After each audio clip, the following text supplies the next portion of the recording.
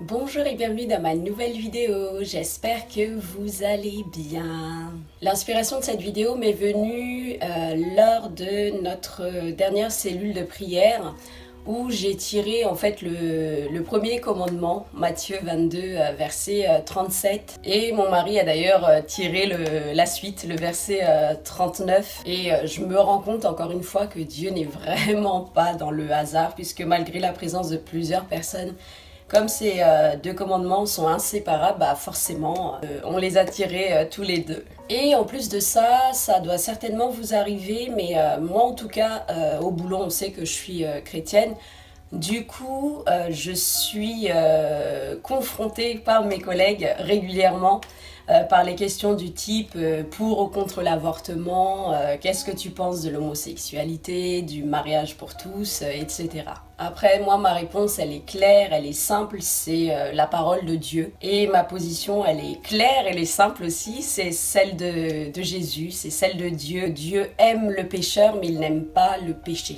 Du coup, le sujet de ma vidéo aujourd'hui, c'est aimer au-delà d'aimer son prochain. Et on va bien entendu partir donc des versets magnifiques que Dieu a voulu que je tire lors de cette cellule. Et il s'agit du verset Matthieu 22, verset 39 qui dit « Tu aimeras ton prochain comme toi-même ». Et généralement, quand on parle de ce verset-là, on part toujours du passage de la parabole du bon samaritain qui se trouve dans Luc 10. C'est un gros passage, ça va du verset 25 au verset 37. Et c'est vrai que c'est l'exemple parfait d'aimer son prochain. En tout cas, du moins, d'après moi, au premier stade de notre relation avec Dieu. Ensuite, on va parler de aimer avec comme définition 1 Corinthiens 13, versets 4 à 8, que vous connaissez certainement. L'amour est patient, il est plein de bonté. Mais moi, aujourd'hui, dans cette vidéo, je vais vous parler d'un haut niveau d'aimer son prochain. Et d'ailleurs, je le réalise aujourd'hui parce que j'ai tout simplement avancé dans ma relation avec Dieu. Et Paul Washer dit justement dans un de ses enseignements que aimer son prochain, c'est pas simplement avoir l'attitude du bon samaritain. Il dit que c'est ce à quoi ressemble l'amour quand il marche et quand il parle. Mais il dit, et je suis tellement d'accord avec lui, que l'amour, en fait, c'est la passion pour Dieu, c'est un désir ardent pour Dieu. Là où je veux en venir, en fait, c'est que pour saisir ce haut niveau d'aimer son prochain, en fait, il faut avoir saisi le premier commandement qui consiste à aimer Dieu de tout son cœur, de tout son être, de toutes ses pensées. Et beaucoup vont certainement me dire que oui, ils aiment Dieu. Moi-même, je pensais aimer Dieu et je l'aimais, hein, mais je réalisais pas vraiment c'est quoi aimer Dieu de tout son cœur, véritablement en fait, jusque-là. Et comme toujours, comme toutes les choses de Dieu, ce ne sont pas des œuvres, ce ne sont pas des choses qu'on fait par nous-mêmes, mais ça commence toujours par une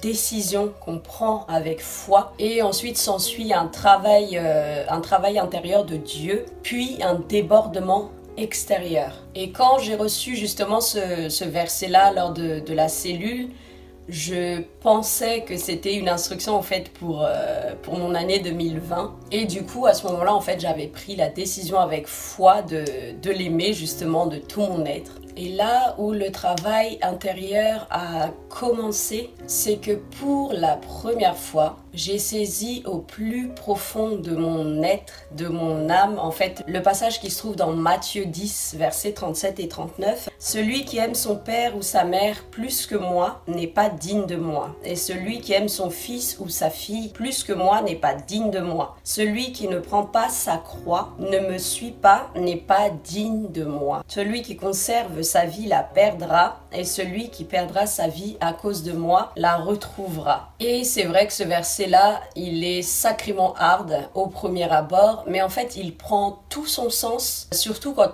on le combine avec un autre verset qui se trouve quelques versets plus haut d'ailleurs, dans Matthieu 10, 34. Ne croyez pas que je sois venu apporter la paix sur la terre. Je ne suis pas venu apporter la paix, mais l'épée. Et l'épée, là, je vous apprends pas que c'est une métaphore par rapport à la parole de Dieu, par rapport à la Bible qui est une arme, qui est une épée, en fait, à double tranchante. Mais ce que je vous apprends peut-être, en tout cas, c'est ce que j'ai appris parce que le Seigneur me l'a révélé justement pour cette vidéo, c'est que l'épée en question, là, en fait, c'est la vérité. C'est la vérité qui vient trancher les vérités humaines, les rapports humains, les relations, en d'autres termes, l'amour selon le monde. Et pourquoi est-ce que je vous dis ça? Parce que la position justement que je dois tenir par rapport à ces questions de société, ma foi en action concrètement en fait par rapport à ces phénomènes de société, c'est de ne pas cautionner, de ne pas y participer de quelque manière que ce soit, de ne pas s'y impliquer. Et la réaction en général des autres, en général ce sont des païens, des chrétiens de nom ou malheureusement des chrétiens charnels aussi, c'est de dire que c'est pas vraiment une attitude dans l'amour. Et certains même vont jusqu'à justifier leur implication avec le verset justement, aimer son prochain comme soi-même. Et oui, j'aime mon prochain, quel qu'il soit, quel que soit son péché. Comme le dit la louange Walk in Love, je ne jugerai pas. Je décide de tout pardonner parce que je veux marcher et aimer comme Jésus a aimé. Mais marcher dans l'amour, aimer son prochain ne doit pas se faire au détriment du premier commandement. Aimer son prochain ne doit pas nous amener à désobéir à Dieu. C'est comme d'obéir à son mari au détriment de sa relation avec Dieu. Ou même le verset qui dit que si la paix dépend de nous, c'est en ça en fait que la vérité est une épée, puisqu'elle arrive pour trancher ce que l'homme ne peut pas trancher parce qu'il est dans la chair.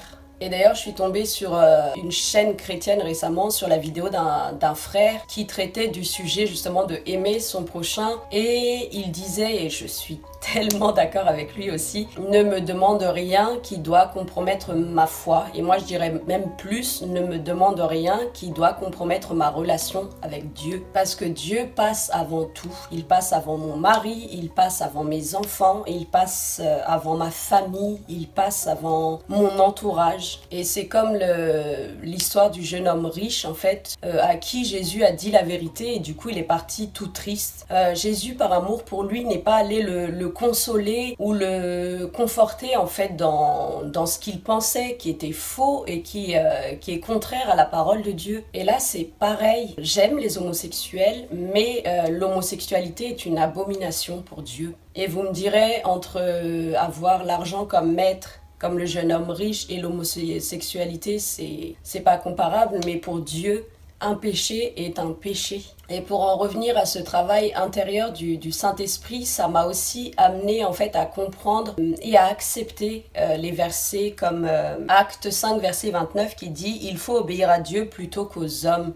Il y a également Galates chapitre 1, verset 10 qui dit « Et maintenant, est-ce la faveur des hommes que je désire ?»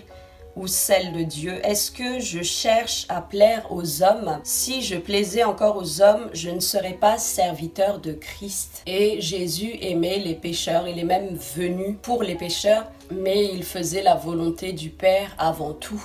Et pour moi, le verset qui décrit parfaitement en fait le chrétien qui, par amour pour le monde, va s'impliquer d'une manière ou d'une autre dans justement les choses de la société comme les mariages gays, l'avortement ou le PMA, je pense que ça s'appelle comme ça, et qui ne sont pas bibliques. En fait, c'est 1 Jean chapitre 2 verset 15 qui dit « Si quelqu'un aime le monde, l'amour du Père n'est point en lui. » Quand on a la révélation de l'amour de Dieu, de la grandeur de Dieu, quand on l'aime passionnément, quand on a un désir ardent pour Dieu, aimer son prochain n'amène pas à contredire le commandement qui dit d'aimer Dieu de tout son cœur.